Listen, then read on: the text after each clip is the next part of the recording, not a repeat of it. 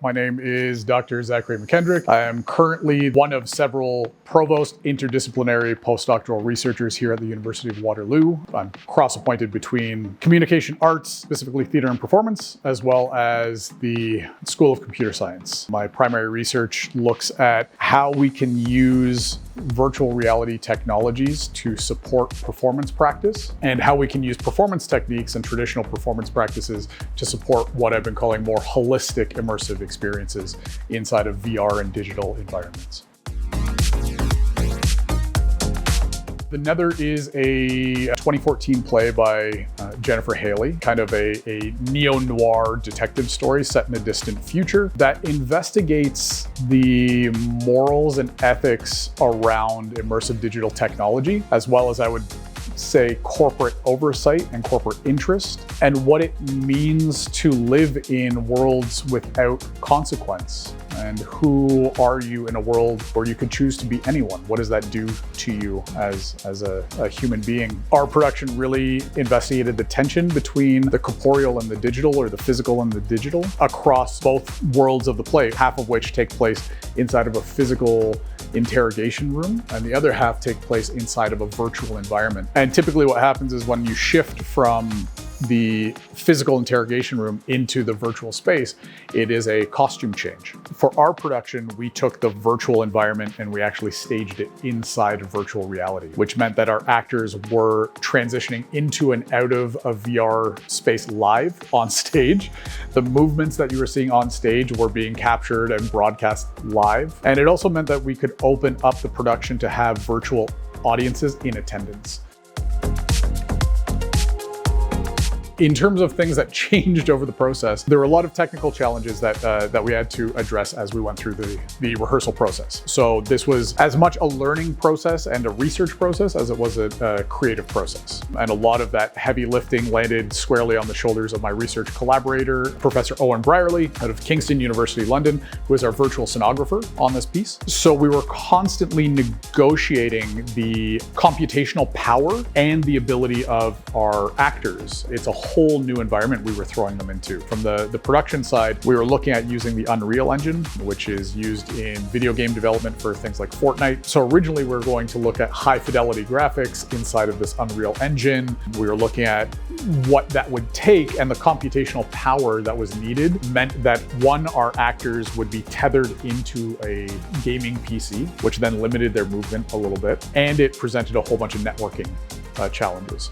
So instead, we opted to go with, after a bunch of trial and error, just the Meta Quest 3 headsets, because it was a fully self-contained unit, so the actors could just put it on and be completely free moving inside of their space. That meant that our world was limited to 100 megabytes because we opted to go with a VR chat environment, which is native to both headsets and desktop computers.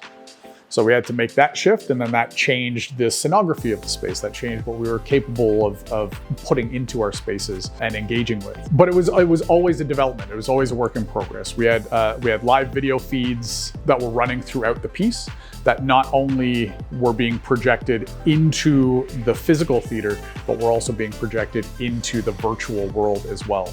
So that when our virtual audience was inside of the interrogation room, they were watching live feeds of what was happening inside of the physical theater.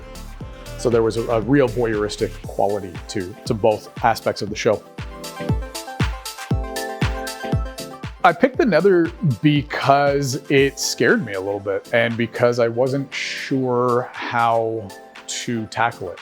The first time I read it, I had to put it down a whole bunch and keep coming back to it. I think that it is an incredibly relevant play beyond the surface level of the show and the surface level themes of violence and consent and care that we're seeing reflected a lot right now with online worlds. And you can extend that even into broader spaces like social media. You can extend that into even AI engagements with people.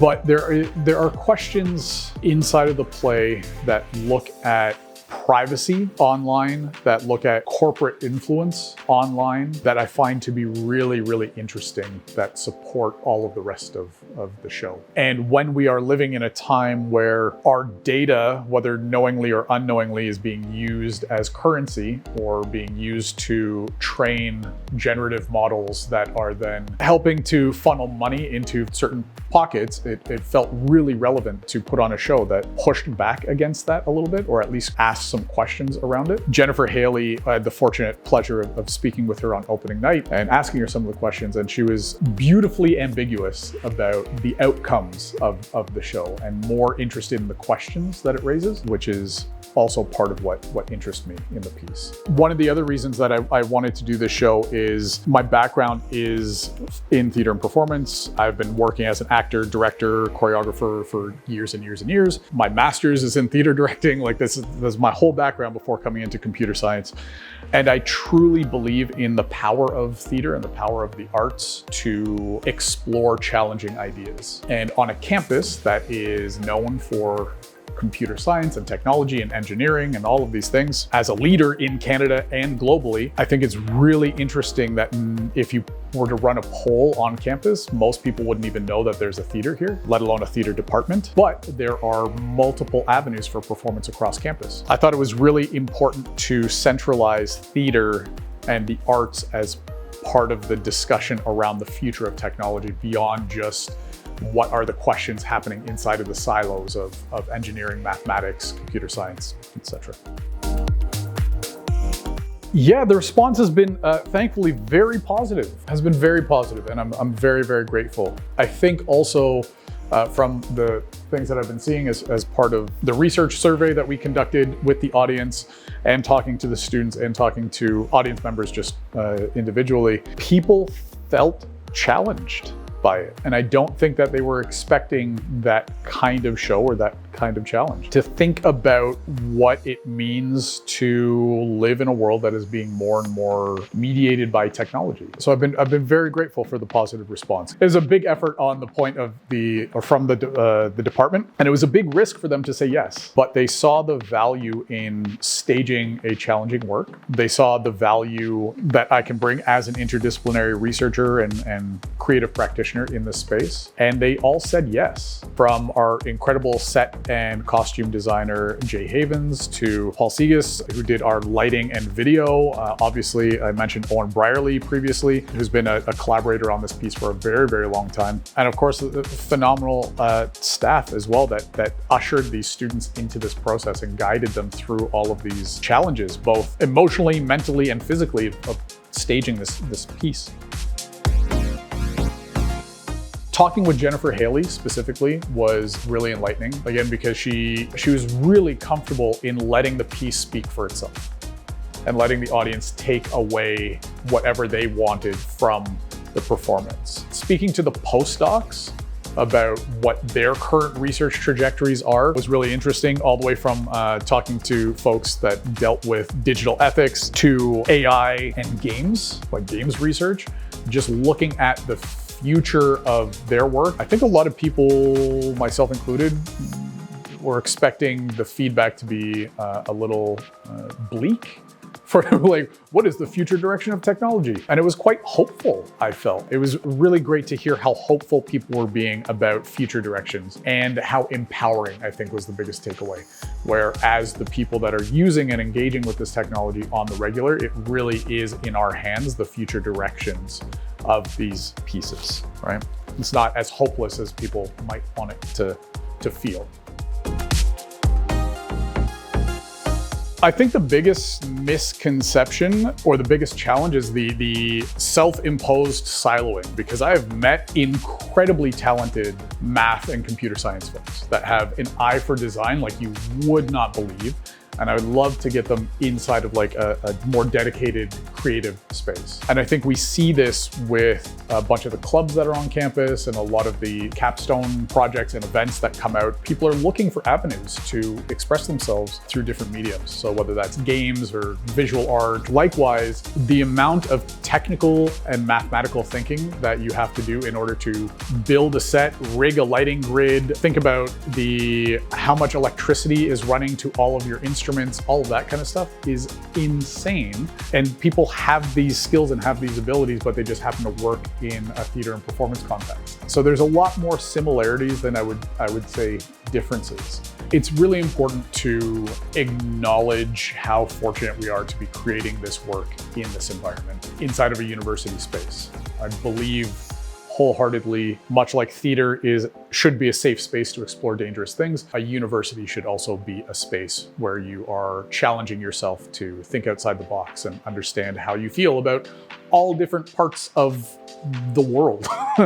And you should actively be engaging in that learning. What that means in this context is we are fortunate to have access to help from multiple departments. Expensive technical equipment is expensive and is not easy to come by, especially when you need multiple sets of it as primaries and backups. And that will instinctively, or maybe not instinctively, but that will determine who gets access to tell stories through those mediums. I think it's really important to keep that in mind as we're heading forward in this direction, as plays continue to explore these technologies. What stories are we foregrounding inside of these spaces?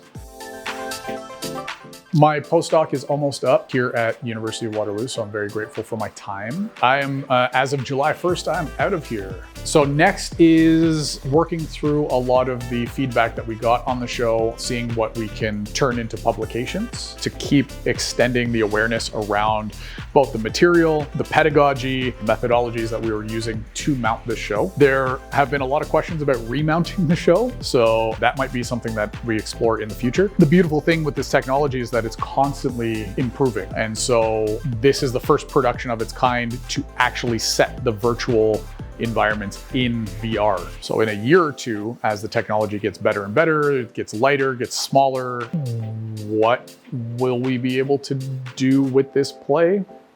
I don't know. Maybe take it overseas, maybe remount it would be fun to see. But next for me is trying to find more projects to keep working on. I want to keep exploring the holistic engagement of performance technique and technology so that we can centralize the human experience. The field that I'm in is human-computer interaction, and I put a big emphasis on the H of the human-computer interaction, or of the HCI. So how do we centralize the human in that experience to create more holistic experiences so that you are supported inside of an experience, you are considered by the people that are building these experiences as they go. I don't know when this goes out or who it's going to or why I'm plugging this stuff.